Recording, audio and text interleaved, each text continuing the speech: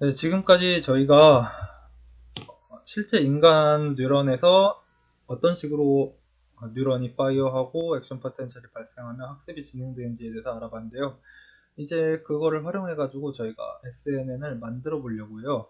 그래서 저희가 어떤 식으로 만들면 되는지에 대해서 알아볼 텐데, 일반적으로 앞서 말씀드렸다시피 흥분성 뉴런과 이제 서로 억제를 해주는 뉴런을 둘 다 구현을 합니다. 그리고 이제 뉴런의 다이내믹스죠. 그러니까 뉴런이 이제 인풋이 들어왔을 때 어떤 변화가 일어나게 돼가지고 어떤 아웃풋, 그러니까 아웃풋은 스파이크겠죠. 아웃풋을 만들어낸지에 대한 그런 모델들이 필요할 거예요. 계산적인 모델들이 필요할 거고요. 그리고 이제 그 어느 인공신경망이나 마찬가지지만은 그 두 노드들 사이에, 그러니까 뭐 저희 같은 경우 뉴런이 되겠죠. 뉴런 사이에 웨이트, 그 시냅스의 웨이트가 필요하게 됩니다. 그 시냅스의 강도인 거죠. 그 강도를 저희가 알아야 되고, 그게 이제 LTP의 강도랑 이제 동치인 거죠, SNN에서는. 그리고 마지막으로 모든 뉴런들은 이제 한번 파이어하게 되면 한동안 이제 휴지기를 가져야 되는 거를 구현을 또 했고요. 그런 것들이 SNN에 있어가지고 기본적인 스트럭처라 볼 수가 있고요. 어, 먼저 가장 간단한 모델부터 알아보겠습니다. 리키 인테그레이튼 파이어 모델이라는 건데요. 음, 말 그대로 일단 인티그레이튼 파이어는 뭐냐면은 어, 전류가 들어왔을 때 그것들이 멤브레인 포텐셜을 이렇게 누적해가지고 혹은 적분을 해가지고, 뭐 같은 의미로 생각하시면 될 것 같은데, 이렇게 그 계속 이제 인풋 커런트가 들어오게 되면은 I가 인풋 전류거든요. 인풋 커런트 들어오는 전류가 계속 누적이 돼가지고 멤브레인 포텐셜을 조금씩 조금씩 높여줍니다. 그런 이제 인티그레이트를 하다가 어떤 특정 스레시홀드를 넘어가게 되면 파이어를 하게 되겠죠. 그리고 파이어를 하고 이제 떨어지고 이제 다시 가는 이런 현상을 이제 인티그레이트 앤 파이어라고 하는데, 그와 동시에 특별히 인풋이 안 들어오면은 가만히 있는 게 아니라, 인풋이 안 들어오면은 이렇게 인풋이 안 들어오면은 지금까지 이렇게 인풋이 들어왔다 인풋이 안 들어오면 저절로 이렇게 조금씩 조금씩 떨어지는, 이렇게 새어나가는 그런 현상을 리키라고 표현을 해가지고 리키 인테그레이 파이어 모델, LIF 모델이라고 부르고요. 그 식은 이제 여기 나와 있는 것과 같아요. 간단하게 설명을 드리자면은 이제 만약에 저희가 이 인풋항을 빼면은 이런 식을 익스포넨셜 디케이라 불러요. 익스포넨셜 디케이라고 부르는데, 왜 그러냐면은 저희가 요거 미분 방정식이죠. 이 미분 방정식을 풀었을 때 이런 식으로 익스포넨셜 마이너스 이제 타우 분의 t, 타우는 타임 컨스텐트라고 부르는데, 이렇게 이제 음, 타우가 클수록 이렇게 감소하는 속도가 느려지게 돼요. 근데 이제 이렇게 기하급수적으로 어쨌든 시간이 지날수록 이렇게 기하급수적으로 감소하는 그런 양상을 띠게 되는데요. 그리고 또 자기 자신과 비례해 가지고 감소하게 되죠. 그러니까 이렇게 멤브레인 포텐셜이 매우 높다 그러면 빠르게 감소할 거고요. 반면에 멤브레인 포텐셜이 낮다 현재 그러면은 감소하는 속도가 좀 더 완만해질 겁니다. 그래서 전체적으로 이런 그래프를 그리게 될 거고요. 근데 여기에 인풋이 이렇게 들어오게 되는 거예요. 그래서 이렇게 최초에 이제 인풋이 들어오면 이렇게 올라갔다가, 이게 안 들어오면 이렇게 또 떨어지다가, 또 인풋이 들어오면 팍 올라갔다가 다시 떨어지다가, 이런 식의 그림을 그리게 됩니다. 지금 식에서 보시다시피 정말 특별한 게 없고 가장 단순한 모델이고요. 그래서 이제 계산적으로 가장 효율적이고요. 하지만 그 뉴런의 행동 다양성에 있어가지고는 부족함이 있습니다. 이 다양성이란 게 무슨 뭐냐면은 뉴런마다 서로 되게 다른 그런 파이어의 그런 방식이 있어요. 예를 들어서 뭐 이런 식으로 처음에만 막 파이어를 하다가 나중에 주기적으로 파이어하기도 하고, 아예 처음에만 파이어하다가 이렇게 침묵하는 경우도 있으며, 이렇게 주기적으로 매우 빠르게 파이어하다가 다시 멈췄다가 아니면 채터링을 보이기도 하는데, 이런 굉장히 다양한 뉴런들의 이런 행동 양상들이 어, 뭐 타우라든가 뭐 R이라든가 이런 컨스텐트들에 의해서 결정이 되는데, 이 경우에는 모델이 단순하다 보니까 딱 세 가지 종류의 뉴런밖에 구현을 할 수가 없어요. 그러니까 효율적이지만은 다양성, 비헤비어럴 다이버시티는 떨어진다 라고 저희가 얘기를 할 수 있고요. 그럼에도 불구하고 가장 단순하고 이해하기 쉽고 효율적이라 가지고 SNN 모델 중에서는 가장 많이 쓰이는 그런 모델이라고 볼 수 있습니다. 두 번째로 소개드릴 모델은 헉슬리 호킨 헉슬리 모델인데요. 요거는 이제 실제 실험적으로 대왕 오징어의 뉴런에 전구를 꽂아가지고 만든 그런 실험식이에요. 그러다 보니까 이제 생물학적으로는 이제 가장 정확한 모델이고, 여기 뉴런의 다이내믹스를 가장 잘 설명하는 모델이고, 생물학적으로도 가장 타당하다. 그리고 말씀드린 다양한 이제 비헤비어가 관측이 된다라고 하는데, 대신에 굉장히 복잡하죠. 딱 봐도 계산적으로 매우 복잡한 그런 네트워크입니다. 비효율적이죠. 그래서 그 비효율성을 개선하면서도 그 다이버시티를 유지하기 위해서 이지케비치 모델이라는 게 제안돼요.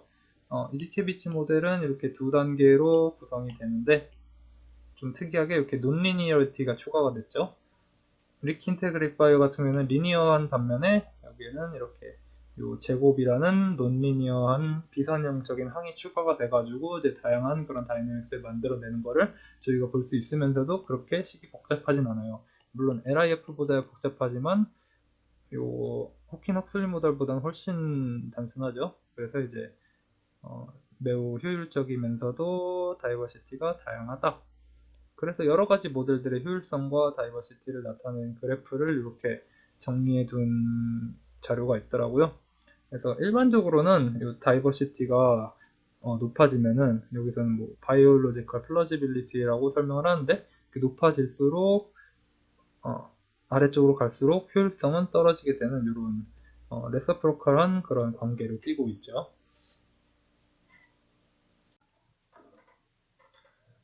네. 그래서 그러면은 실제로 SNN을 어떻게 구현하는지에 대해서 예제를 통해서 알아보도록 할 텐데요. 이 경우에는 2018년에 이스피스터 외의 저술한 논문에서 가져온 모델이고요. 이 경우에는 인간의 이제 시각적인 처리 구조를 이제 모사를 한 그런 네트워크거든요. V1, V2, V4, 1차 시각 피질, 뭐 2차, 4차, 그리고 TEO란 영역과 TE란 영역까지 이렇게 점차적으로 좀 더 이제 상위 단계의 시각 처리 영역으로 올라가는 것을 이렇게 묘사한 그런 SNN이고요. 그리고 이제 인간의 V1 같은 경우에는 잘 알려져 있다시피 가보 변환이라는 걸 사용을 해요. 그래가지고 이제 이 가보 변환이라는 것이 V1의 실제 기능과 거의 유사하다 해가지고, 이 V1 같은 경우에는 SNN을 구현하지는 않고, 여기서는 실제로 이 트랜스포메이션만 해줘가지고 그것을 인풋으로 넣어주게 되고요. 그 이후부터는 전부 다 실제 뉴런을 구현을 해가지고 학습을 진행하게 되는데요. 음, 그 구성이 어떻게 되어 있냐면은, 각각의 이 레이어 사이에는 서로 레이어에서 자기 자신으로 돌아오는 이런 레터럴한 커넥션이 있고요. 그리고 그 외에도 이제 익사이테토리 뉴런과 이니비토리 뉴런 사이에, 익사이테토리 뉴런이 자기 옆에 있는 이니비토리 뉴런 레이어를 익사이트하고, 그러면은 다시 이니비토리 레이어가 다른 익사이테토리, 같은 층에 있는 다른 익사이테토리 레이어를 억제하는 그런 레터럴 이니비션이 관측이 됩니다. 그리고 이제 이 V2와 V4와 같이 이렇게 상위 단계와 하위 단계에서는 서로 억제는 하지 않고 흥분만 시키게 되는데, 이렇게 윗 단계로 올라가는 흥분 신호를 피드 포워드, 그리고 아랫 단계로 내려오는 이런 신호를 피드백이라고 부릅니다. 그래서 각각의 층들은 익사이테토리 레이어를 통해 가지고 서로 피드백과 피드포워드 연결을 가지며, 그 외에도 자기 자신 그 같은 층 내에서 익사이테토리 레이어끼리 서로 이제 리커런트한 익사이테이션, 그리고 이제 같은 층이 옆에 있는 이니비토리 레이어로 익사이테이션, 그를 통해 가지고 최종적으로는 레터럴 이니비션이 발생을 하게 되는 그런 구조로 이루어져 있고요.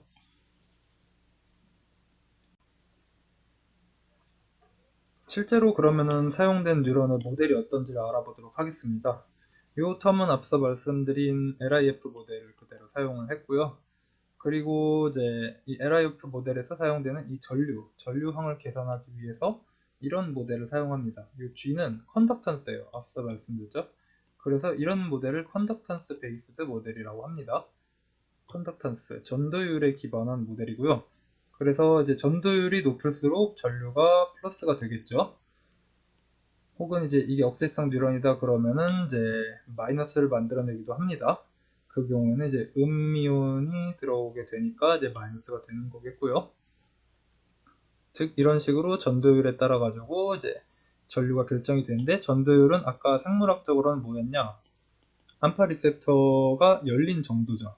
암파 리셉터가 많이 열려 있으면 전도율이 높아질 거고, 이제 암파 리셉터가 적게 열리면은 전도율이 낮아질 겁니다.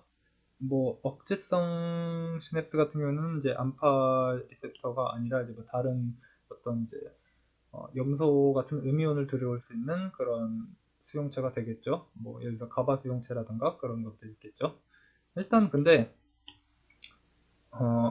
그런 흥분성 시냅스를 위주로 먼저 설명을 드리자면은, 이제 G 같은 경우에는 이제 그 채널의 열린 정도라고 했었는데, 그러면은 채널이 어떻게 열리는지를 결정을 하는 식이 요겁니다. 요 채널 전도율의 시간 변화율은 얘도 마찬가지로 그런 리키한, 그러니까 익스포넨셜 디케이 텀이 있고요. 그리고 요 델타 GIJ, 얘가 사실 저희가 학습해야 될 시냅틱 웨이트인데요. 이 값이 높을수록 LTP가 많이 형성이 됐다. 뭐 그리고 저 값이 낮으면은 LTT다라고 저희가 생각할 수가 있겠죠. 무슨 얘기냐 하면은 이 델타, 이게 디렉 델타라고 하는 건데, 이제 정확하게는 이런 함수입니다. 딱 0을 기준으로 해가지고 요 0에서는 무한대의 값을 갖고 있고, 0 외에는 이제 그 값 외에는 전부 다 0인 그런 함수인데, 얘를 적분을 하게 되면은 이제 1이 되는 그런, 사실 정확하게 수학적으로 함수는 아니고 디스트리뷰션이라고 부르는 개념인데, 마치 스파이크랑 비슷하죠. 스파이크는 이렇게 막 팍 튀어들 때는 엄청나게 큰 값을 갖고, 그리고 이제 그 스파이크를 하지 않을 때는 이렇게 잠잠하니까 이제 근사적으로 디렉 델타라고 저희가 생각을 할 수가 있고요. 아까 말씀드렸죠. 액션 포텐셜은 매우 빠른 타임 스케일 안에서 이제 발생하기 때문에 저희가 디렉 델타로 근사를 해도 전혀 문제가 없습니다. 그래서 이렇게 스파이크가 발생을 하게 되면 이 델타 TIJ는 그 시냅스 사이의 타임 딜레이예요. 여기서 시냅스의 이쪽 프리시냅스에서 파이어가 발생을 하게 되면은 이쪽으로 신경 전달 물질이 이동할 때까지 시간이 좀 걸리겠죠. 그 타임 딜레이를 저희가 구현을 한 거고, 최초에 저희가 초기화를 할 때 그 시냅스마다 전부 다 다른 타임 딜레이를 줬습니다. 이 경우에는. 그리고 그 타임 딜레이 뒤에 이렇게 스파이크가 이제 포스트 시냅스에서도 보이게 되는 거죠. 그랬을 때 이제 이온 채널이 열리게 됩니다. 이온 채널이 열리니까 컨덕턴스가 증가하죠. 근데 이온 채널이 열리는 거랑 컨덕턴스의 관계가 이 델타 GIJ를 결정이 됩니다. 즉 다시 말해가지고 이 델타 GIJ는 생물학적으로 보면은 그 리셉터 채널의 개수 혹은 효율성인 거죠. 그래서 프리시네스 쪽에서 스파이크가 발생했을 때 전도율이 만약에 더 효율적이다. 예를 들어서 암파 리셉터를 한다면 암파 리셉터의 개수가 많거나 효율성이 높다면은 더 많은 전도율을 더 높은 전도율을 발생시킬 거고, 그럼 더 높은 전도율은 더 큰 전류를 발생시킬 거고, 그러면은 더 높은 막전위의 증가율을 갖기 때문에 더 파이어하기 쉬워질 겁니다. 즉 이런 식으로 이제 셀의 다이나믹스를 구현을 했고요. 네, 뉴런의 다이나믹스는 앞서 말씀드린 것과 같았고, 이제 실제로 학습에 관한 이퀘이션을 알아볼 건데요. 이 이퀘이션은 이 델타 GIJ, 저희가 학습해야 될 이 웨이트인 거죠. 웨이트의 시간 변화율을 C와 D로부터 계산을 하게 됩니다. 그래서 C와 D의 의미가 뭔지를 저희가 살펴봐야 될 것 같은데요. C랑 D는 각각 프리시냅틱 액티비티, D는 포스트 시냅틱 액티비티입니다. 일단 IJ라는 이 인덱스에 대해서 알아봐야 될 텐데, 이 웨이트가 GIJ라고 했었죠. 무슨 얘기냐면은 J에서 I로 가는 인덱스, 그런 연결인 겁니다. 즉 I번째 뉴런이 포스트 시냅스 뉴런이 되는 거고, J번째 뉴런이 프리시냅스인 겁니다. 그러면은 이제 C는 프리시냅틱 액티비티라고 했는데 그 의미가 뭔지 살펴보면요. 여기서 이 TJ라는 거는 J번째 뉴런이 파이어한 거고, 이 델타 TIJ는 J에서 I로 가는 시간 지연인 거죠. 그러면은 이제 J번째 뉴런이 파이어하고 그 시간 지연이 지났을 때 일단 요 항은 잠시 무시하도록 하고요. 그랬을 때 이 프리시냅틱 액티비티가 증가한다라는 겁니다. 무슨 얘기냐면은 모든 기준을 일단 현재 학습이 진행되는 포스트 시냅스에서 시간 기준을 맞출게요. 포스트 시냅스 기준에서 요 이제 프리시냅스에서 만약에 파이어가 일어났다 그러면은 이 C가 증가하게 되는 겁니다. C가 증가하게 돼요. 그리고 이제 자연스럽게 이제 만약에 어떤 파이어도 안 들어갔다 했을 때는 계속 이제 시간에 따라 가지고 계속 이 익스포넨셜 디케이가 발생을 하는 상황이고요. 쉽게 말해서 이 짧은 시간 안에, 그러니까 근시일 내에 프리시냅스가 파이어했었다 그러면은 요 C가 증가하게 됩니다. 그리고 C가 이제 요 경우에는 1-C가 있어가지고 요 텀의 의미가 뭐냐면은 C는 반드시 1과 0 사이의 어떤 값인 겁니다. 너무 C가 커지지도 않고 작아지지도 않게 그렇게 조절해주는 양이라고 볼 수가 있겠고요. D 같은 경우에는 이제 요 TI, 현재 I번째, 그러니까 포스트 시냅스 뉴런이 파이어한 그런 겁니다. 그래가지고 이 의미는 뭐냐면은 잠시 이거 무시하고 봤을 때 이제 포스트 시냅스가 파이어했을 때 D라는 값이 증가하게 됩니다. 그리고 또 가만히 있으면 이렇게 감싸죠. 그러니까 이제 포스트 시냅스가 파이어 하면은 이렇게 증가했다가 이제 또 이렇게 익스포넨셜하게 디케이 하다가 또 포스트 시냅스가 파이어였으면은 이렇게 또 이런 식의 그림을 그리게 될 거고요. 그래서 이제 C와 D의 의미는 지금까지 설명드린 바와 같습니다. 그리고 그러면은 이제 C와 D가 이제 각각 프리시냅틱 액티비티와 D가 포스트 시냅틱 액티비티라고 했었는데 1호부터 저희가 학습을 해야 될 그 LTP의 강도인 델타 G IJ를 결정할 건데요. 뭐 루나 이런 건 다 파라미터고 여기도 마찬가지로 1 델타 G랑 이제 마이너스 델타 G IJ가 있어가지고 델타 G IJ도 마찬가지로 1과 0 사이의 값이 되도록 만들어주는 그런 식인데요.